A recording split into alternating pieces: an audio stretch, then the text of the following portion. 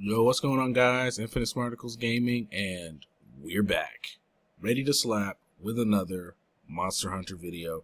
And today, video 2 of 3, we're talking top 10 Charge Blade weapon designs in Monster Hunter Rise. Of course, I've mentioned this in the past videos, I'll say it again. We're not talking about sharpness, we're not talking about attack power, we're not talking about affinity, we're not talking about how good this blade goes with your mix set. I'm strictly talking weapon designs. How does the weapon look to me, Infinite Smarticulls, when I'm playing with it, when I see it in the shop, when I buy it, when I hold it, when I sheath it. That's it. Every weapon's got a fair chance, because we're not doing this based off of sharpness, and all that other stuff. The top 10 that pop out to me are the top 10 that you see in this list. Let's go ahead and start it off with number 10, Titan's Vice. The Camelios Charge Blade is one of my favorites. I use this one a lot, simply because of how it looks. The shield is made of, little rock scales from Camelios. The sword has got the same design going for it. It's got that blue kind of ore crystally color to the tip of the blade around the shield as well, making it look very beautiful. Love this design. Incredible. Number 9, the Stunning Axe. Gosharag's Charge Blade. Very lovely design to it. Not mistaken, it's the first one that doesn't have abominable in the name. Anyway, the shield is nice, of course. The sword, very lovely, and when you put them together, they look just as awesome. The colors for this, got a lot of, grayish white for the ice, and I think that fits it very well since Gosharag is an ice monster. Number 8, the Etherward, Camelios' Charge Blade. I love it because the shield looks like a scroll or a carpet or something. It doesn't look like a shield. The blade is lovely with the orange color there, the purple. We know Camelios is a purple chameleon naturally. I like this blade. It doesn't have anything uniquely special. Of course, the shield is really where I'm like, wow. But the blade is nice as well. Number 7, Scream in the Night. Narghakuga's Charge Blade. Yeah. My favorite monster in the series, hands down. Every series, spin-offs, stories, Explore, Frontier, Narghakuga is awesome. I love every Narghakuga just as much. But of course, it was kind of odd, if you do know me and you do know that I love Narghakuga, not seeing a Narghakuga weapon in my top 10 list anywhere. This is the first one, and I think it's the only one. The weapons don't speak to me that well in terms of design. I'm sorry. That's just me. The monster itself, I love him with every fiber of my being, but his weapon, not so much. This one, however, has a nice design. I love the shield. I like the blade. I like the color on the shield, and I like how the shield is made. It looks kind of like Narghakuga's, the end bits on Narghakuga's wing. The sharp, bladey type parts on his wing. I love that. I think that's really cool. It looks like it'd block a lot of damage for you as well. But yeah, Scream in the Night, definitely number 7. Definitely worthy of the top 10. Number 6, Maxilla Edge. Don't remember what monster this is from, or don't remember the tree exactly, but I do know I love that the double sword type thing going on there with the sword, and the shield's got horns, spiky. It's got a nice little design to it. The shield and the blade are so cool. They are definitely very cool. This design is awesome.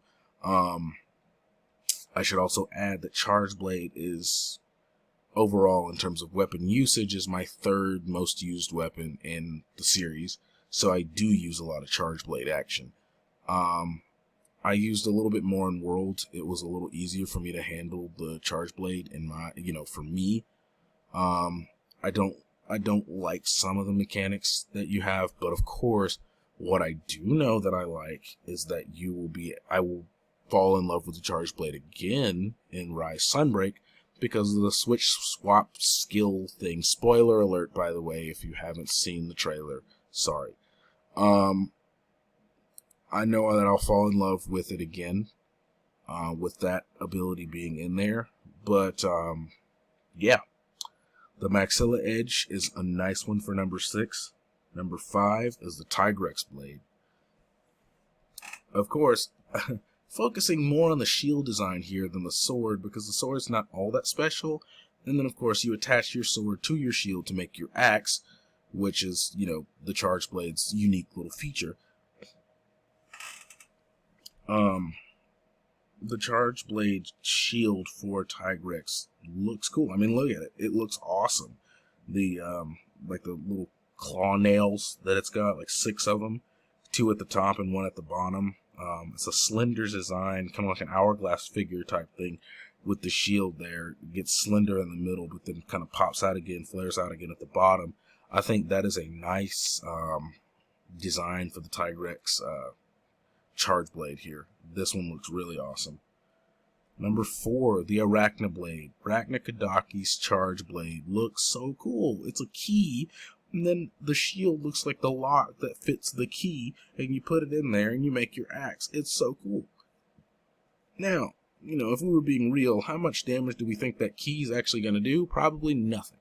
But that doesn't matter. It looks cool. It looks awesome. You put the key in the lock and you open it. You unlock your axe and you go absolute ham on monsters. Number 3, Dragonsong. This one's awesome. This one's so cool. The top 3, let me tell you, in the Charge Blade design, the top 3 are so tight. Because this one is incredible. It looks so sick.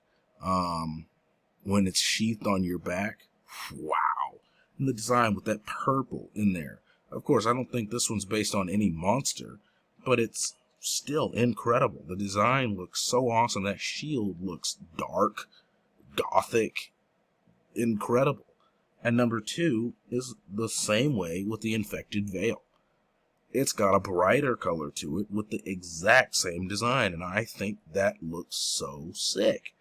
I used my 3rd and 2nd options a ton because, of course, one of them's got the dragon element, if I'm not mistaken, and so that was a huge help in fighting monsters that had an elemental weakness to dragon. Of course, that ain't what we're talking about, but I wanted to put that in there, saying that I did use these 2 weapons probably the most out of all Charge Blades. Their design might have helped a little bit. I did love these, though. These 2 are so cool in their design and the color choice that they picked and how they look. They look really awesome. Not as awesome as number 1, the Dire Walkure. This one is the Thunder Tree, just a basic Thunder Tree. Look at it. I mean, the futuristic, royal, kind of sophisticated look with the shield. But then at the same time, yeah, it's like a 30th century knight type thing going on here. You've got the honor and nobility that the shield seems to kind of picture or envision with the shield there, but then with the sword and shield combined, it looks like something straight out of a futuristic type of scene with the, I guess, like, kind of looks like, I want to say it looks like fluid running through the blue sections of the shield and the sword. I think that looks incredible. I don't know if it is fluid or not, but I think it looks cool. It looks really futuristic. That design is nice. That is my top 10. If you guys think my top 10 should be in another order, let me know what you would put them in. Let me know what your top 10 Charge Blades are in the comments. And look out for the top 10 Switch Axe video coming later on today. Like and subscribe, leave a comment. We'll see you guys on the next one.